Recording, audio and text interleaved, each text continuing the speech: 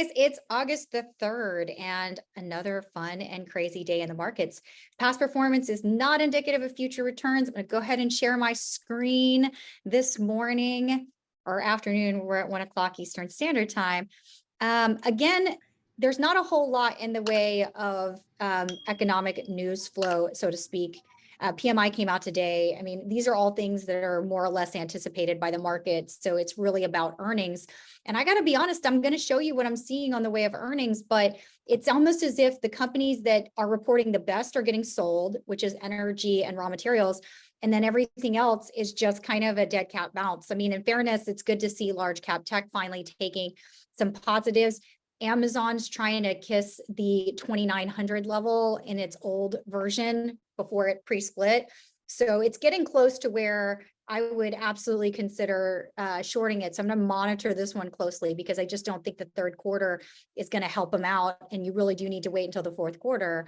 But we shall see on how strong it is. Tesla's still running. And there are a number of names that reported and will report tomorrow. But I do want to show you what I'm seeing, particularly in the market setup for the latter part of this year.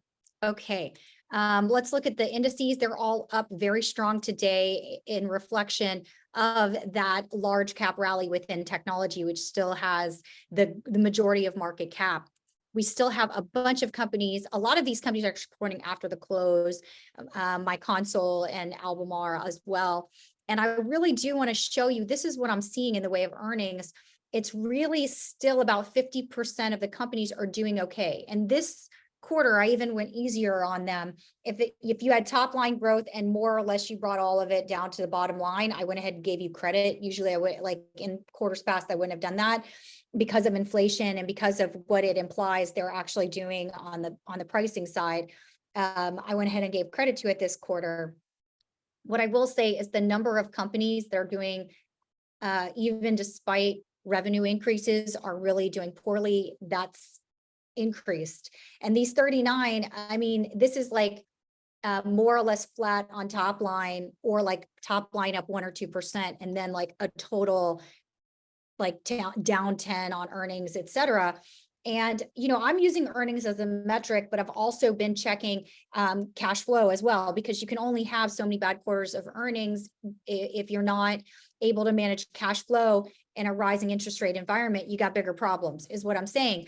And so I want to kind of go through a couple of the earnings that I saw. I do have follow-up from DVN, PayPal, and I kind of want to just talk through a little bit of what I'm seeing. And probably one of the best trades today isn't even in equities. It's actually in the commodity space. And even though I rarely go into it, I'm going to, you know, occasionally when I just see things that are just too crazy, I have to mention them. So let's talk about PayPal. PayPal is rallying up 9% today. I wasn't in the trade because I was worried both ways, but I got to tell you, this was not a good quarter. So there's no reason for it to rally as aggressively as it did. They did replace their CFO. She's new in the seat. We'll see how she does, but they really tried to highlight everything that was positive. And it's not like I don't read the whole thing. So it's a little bit awkward. So total payment volumes or transaction volumes is how they think of it. If you're to actually make it comparable to Visa or MasterCard or literally anything else, up 13. This is closer to the 20s for everybody else, by the way. Like it, you know, so this is not great, so to speak. XFX, right? So if we're adjusting for, you know, FX, you're at 13, everybody else is at 20. When they adjust for FX, they're still in the high teens, you're at 9. So that's not actually great, especially given that I'm comparing you to companies like that.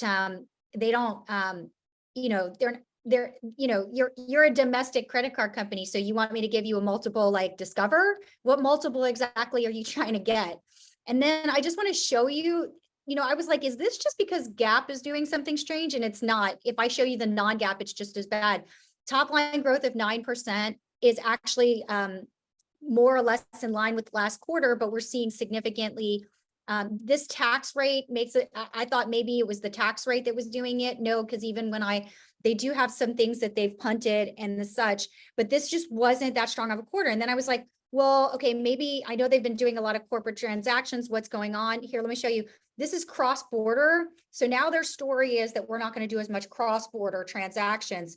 And that really shows, but I mean, just to give you a sense for it, somehow they were down year over year on cross-border transactions to give you how much they're punting that. This may be because of the eBay now rolling off, but just in contrast, this is like actually the strongest part of a Visa or MasterCard.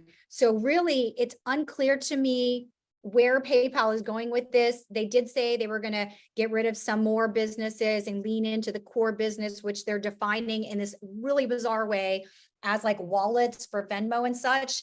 They're not really quite a wallet, in my opinion. A wallet is more like if you're going to compete in the crypto space or something like that.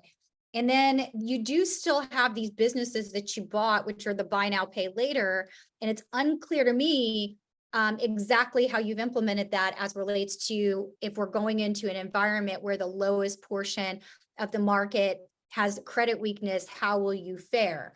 So at these multiples, at these levels, I actually don't understand why people are bidding it up 9%. I will just kind of let it settle a little bit and see what's going on. I want to do a little bit more work to better understand what in the world did he mean. I'm gonna like go through this a little bit aggressively because this was a very confusing call for me personally. Usually I have a sense for what people are talking about when they talk about strategy or what it is. I didn't understand him. I'm not going to pretend. I really didn't understand him. So I may have to do a bit more work on the analyst days and see if I can like try to figure out where this new dialogue came into play, because it certainly is a bout face from anything I've ever heard on any of their quarters. And in fairness, I had said in the last quarter that part of the reason why I will not touch PayPal is because I cannot figure out what their strategy is. They did say the strategy. To be honest, I have no idea what he means by that. So somehow the street must, that's how he gets to 9%. Okay, I will do more work on it. I want to talk about DVN next because it rallied a little bit and then continues to get clobbered. And this is really dumb. Right now, it's well over a 10% dividend yield. You can't even get that in tips. And there is zero risk to this company failing to perform.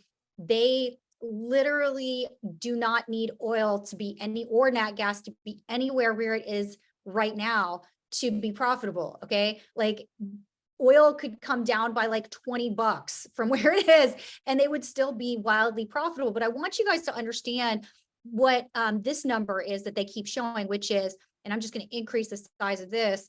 This is their dividend growth through the cycle. And you can see the component that's variable versus the components that's fixed. And the one thing that I would say that's a little bit annoying about DVN is they should just buy back stock if this is how they feel, variable versus fixed. And so you know, they did push on that a bit because they do have a $2 billion share buyback, of which they've done half of it already, you know, which they literally just announced. It's not common, by the way. Usually when these buybacks are announced, it takes like 1-2 years to do it. And the companies that are announcing these gigantic buybacks are doing it significantly faster because the market's acting crazy for the energy sector. So I want to show you this very clearly and what the risks are if you're still out there shorting it. Or alternatively, if there's any number of things as to why you should consider buying it. This variable component, which is most of the dividend, yes, it can go down, and maybe that's how people are thinking about it. But the other thing you can do is be reallocated to share buybacks. And so I just want to show you why that matters to me. And it's crazy because I literally have not had to do this type of analysis since I first started in the markets, was really look at the balance sheet, at the cash flow statement, and think about other ways that a company might finance itself if it was really annoyed with the cap, and it wasn't getting its valuation in the public markets. And this kind of analysis you would do if you're wondering about take privates, which was bigger way back. We haven't had a great take private market in decades. So I can see why people might think this is actually something that you can do to a stock with no repercussions for an extended period of time. Here is the cash flow from operations on the quarter, $2.6 billion. The only reason they didn't raise their share buybacks, which they said on the call, is because they're still finalizing a transaction. They will most likely come back to market and ask and probably up the share buyback, is what they said on the call. Here is their long-term debt.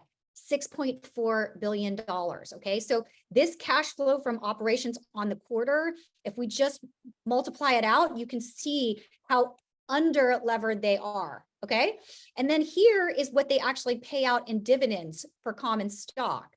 So it turns out that the best use of capital, so this is mostly variable dividends, right? So if they just literally decided to be like, you know what, we're done with this nonsense, we're going to buy back our shares, you could flip the switch on this so fast, it's not even funny. So given that there is actually fairly decent short interest in this, which I think is crazy, I'm not sure why. Maybe some people are thinking they can play the dividend and see like that 13% come out. I don't know what it is, but all management has to do is reallocate that variable interest to paying down to buying back stock, and this thing flips on a dime.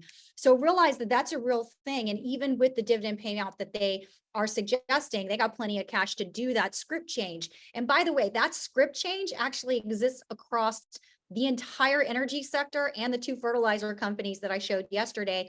One of the fertilizer companies that's 100% doing it and not even pretending or playing is Mosaic. That's why I actually doubled down and tried to look at all of the companies that I know are cash flowing like this. So that's just something to be aware of. We haven't had a good old-fashioned LBO or take private market in a very long time. I don't think that this is an LBO candidate because historically that's not what happens within energy sector. And I mean, historically, you really have to go all the way back, because I think these guys are always wanting to make sure they have access to multiple capital avenues, so to speak. But that's a thing. The other thing you also have to take a care for is that these things are a lot of times trading at 2 times book, but it's unclear that that's the actual correct book value on the balance sheet, given that what you've actually got, the assets there, is the price at which they paid for oil fields, essentially, for lack of a better way to describe it.